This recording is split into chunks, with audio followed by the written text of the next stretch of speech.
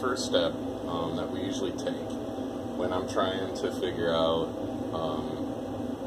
a space or what I'm going to do with it is what kind of cannabis I'm going to grow. This kind of affects everything down the line. So the first thing I try to ask myself is, what do I like? Because that's one thing that I would go after right away. If you're going after a medical need and you're going after something that you specifically need, like CBD, then by all means go after that. Your first grow and your first couple of years growing, what I would really concentrate on is everything that you truly just really like. Go to the clubs, go to your growing friends, try as much stuff out as you can. Once you find out what works for you, once you find out what you like a lot, fill your room up with that. Don't try to fill your room up with 5 or 8 different strains or 5 or 8 different types of clones that basically all harvest at the same time. Don't do it. Just go after one specific strain and then get that down to where you actually have a good result with that. So the first thing we have to do is figure out what strain that is. And different strains have different needs. There's basically 3 types of categories of cannabis. This can be debated all day long, but indica, sativa, and ruderalis.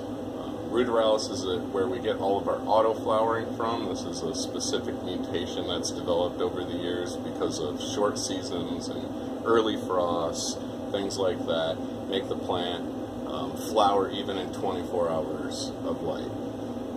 I won't concentrate on that because that is something that usually isn't used in breeding programs, and I don't use it all either. Let's concentrate on the basics too, sativa and indica. Sativa is going to give you a taller plant, a bigger plant. It's going to take a lot more time to harvest, but the psychoactivity you're going to get out of that is a lot greater than something like, let's say, an indica. It's going to give you a trippy high. It's going to give you something that you're going to be able to want to clean the house, do a lot of work with. But it is going to be a lot more psychological than it would be physical. So for somebody who's going through joint pain, or muscle spasms, or anything like that, that might not be the best strain for you. Now, each person's body works incredibly uniquely with each type of cannabis. So this is where the experimentation phase comes in and trying to figure out what's your strain.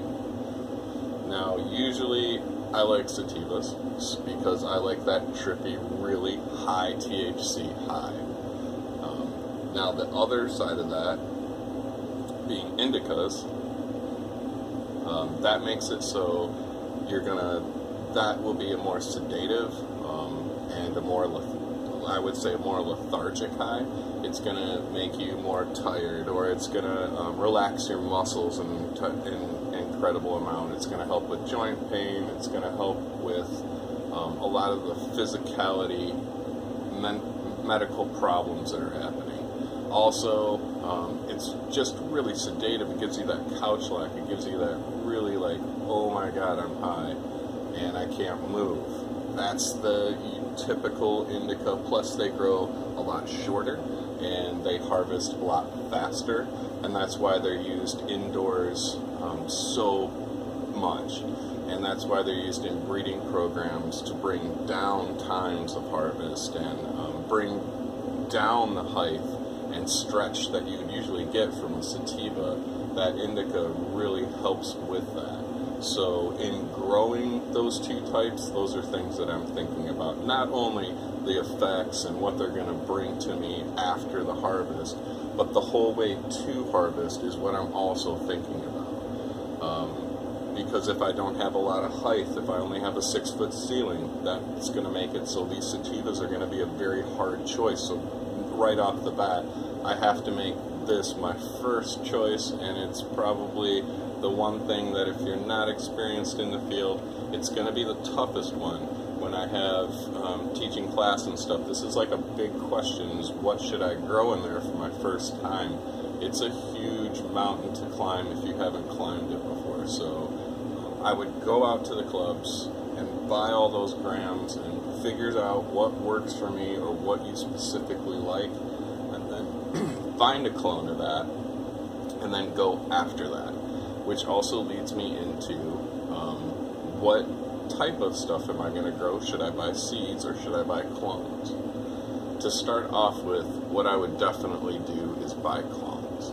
This makes it easy, this makes sexing easy, this makes it so if you do make a mistake, you can go back to that club and get something that is already rooted and ready to go and ready to actually go with the program, instead of you having to go back and germinate seeds again, which is going to take a long period of time for them to get established.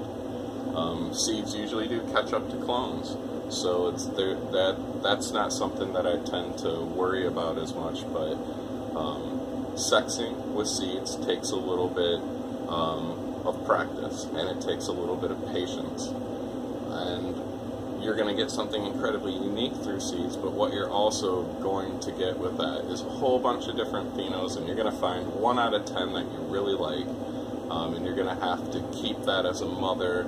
It's a little bit more problematic than just being able to say, hey, I don't want to start a veg, or I don't want to do any of that. I just want to grow up some plant. I want to make this as easy as possible, and I don't want to have to worry about keeping genetics for long periods of time. So for that, I would definitely start with clones. Once you start getting tired of the same clone or the same clones you're finding at the club, that's definitely the time where you need to expand and go to seeds.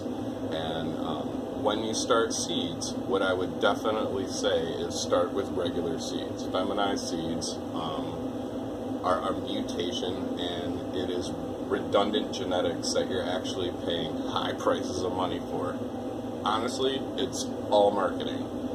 That genetic is super unstable, and if you talk to people here in Northern Cali and you try to say, hey, I want you to take your whole outdoor farm and hey, let's grow feminized seeds this year, they're gonna laugh, because that never works out. They always herm out, which means hermaphrodite out, and they're always the most unstable genetics. And if you ask a breeder, even who breeds feminized genes, if he would ever replace his mother cut with a feminized gene cut and use that for his moms to make his seeds, he'll always say no, because even that breeder knows that that is too unstable to even use in a breeding project.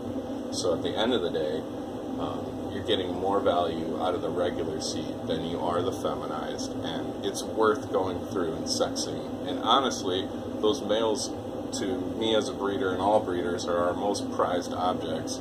But beyond that, that male is able to give you and continue a stable seed stock for you to use in the future if you want to actually take that male and a female and put them together. This preserves the stock for you in case of a mistake or anything else that happens, that you can go back and then get those seeds again and start over again. So first step first, let's get your strain down. Let's get if it's indica or sativa, and if that's going to work in your hype environment or what the restrictions that you have.